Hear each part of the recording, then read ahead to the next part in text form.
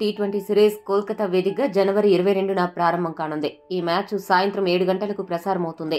ఇంగ్లాండ్తో జరగబోయే మొదటి టీ20 మ్యాచ్కు టీమిండియా తుది జట్టు ఎలా ఉండే అవకాశం ఉందో ఇప్పుడు చూద్దాం.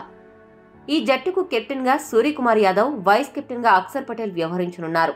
ఓపెనర్లుగా సంజు శాంసన్, అభిషేక్ శర్మ బరిలోకి దిగుతారు.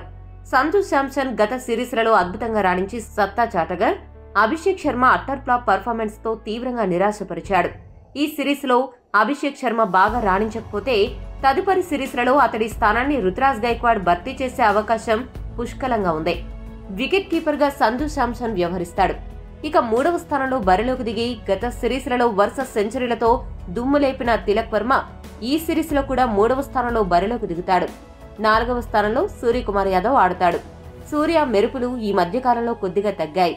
మరి ఈ సిరీస్లో సూర్య ఆకాశమే హద్దుగా చెలరేగాలని అభిమానులు ఆశిస్తున్నారు. 5వ స్థానంలో ఫాస్ట్ బౌలింగ్ ఆల్రౌండర్గా హార్దిక్ పాండ్యా జట్టులో ఉంటాడు. హార్దిక్ బ్యాటర్గా భారీ హిట్టింగ్తో విరుచుకుపడుతున్నాడు.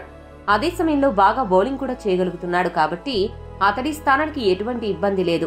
6వ స్థానం కోసం రింకు సింగ్, నితీష్ కుమార్ రెడ్డి మధ్య తీవ్ర పోటీ నెలకొంది. Nitish Reddy fast bowling allrounder కావడమే కాకుండా బాగా హిట్టింగ్ కూడా చేయగలడు. ఇక ఫినిషర్ గా పేరు సంపాదించిన రింకు సింగ్ ఈ మధ్య వరుసగా ఫెయిల్ అవుతున్నాడు. ఈ ఇద్దరు ఆటగాళ్లు కూడా గంభీర్ కు ఇష్టమైన వాళ్లే.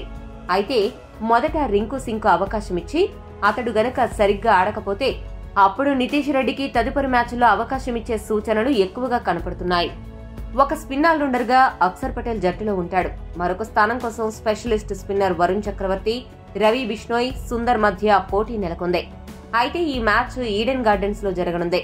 ఇది ఐపీఎల్లో వరుణ్ చక్రవర్తి హోమ్ గ్రౌండ్ కాబట్టి అతడికి ఇక్కడ ఎలా బౌలింగ్ చేయాలో మంచి అవగాహన ఉంటుంది.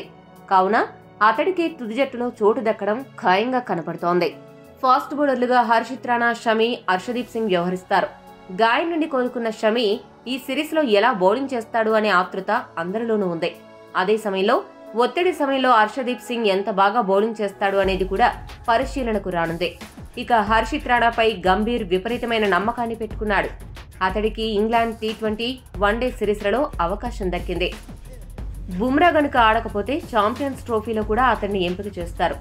మరి ఇన్ని బాధ్యతల నడుమ హర్షిత్ రాణా ఏ మేరకు రాణిస్తాడు అనే కుతూహలం అందరిలో నెలకొంది. మొదటి మ్యాచ్కు నితీష్ రెడ్డి, రవి బిష్నోయ్, వాషింగ్టన్ సుందర్, ధ్రువ్ జురెల్ బెంచ్కే పరిమితం కానున్నారు. ఇంగ్లాండ్ మొదటి టీ20కి ఈ తుది జట్టు నచ్చినట్లయితే లైక్ చేయండి. ఏదైనా మార్పులు చేస్తే బాగుంటుంది అనుకుంటే కామెంట్ చేయండి. మరిన్ని స్పోర్ట్స్ అప్డేట్స్ కోసం మా ఛానల్ను సబ్స్క్రైబ్ చేసుకోండి.